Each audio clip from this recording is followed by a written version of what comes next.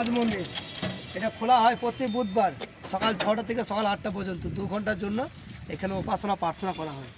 এটা পুরোটা তৈরি করা আছে বেলজিয়াম কাঁচ দিয়ে। এটা বানিয়েছিলেন কে? রবীন্দ্রনাথ ঠাকুর বর্দা, দ্বিজেন্দ্রনাথ ঠাকুর।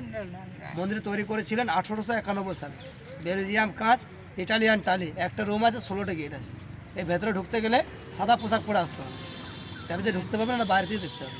ওনাদের ছিলেন ব্রাহ্ম সমাজের মানুষ, তা ব্রাহ্ম সমাজের উপাসনা প্রার্থনাটা এখানে করতেন।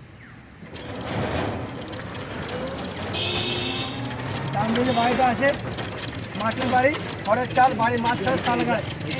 বাড়ির নাম হচ্ছে তালদ গাছ। রবীন্দ্রনাথ ঠাকুর কবিতা লিখেছে, তাল গাছ এক পা দাঁড়িয়ে সব গাছ ছাড়িয়ে উত্তমার আকাশে। এটা এখানে বসে লিখেছিলেন কবিতাটা। বাড়ির নাম হচ্ছে তালদ গাছ। বাড়িটা তৈরি করেছিলেন চিত্রশিল্পী নন্দলাল বসু।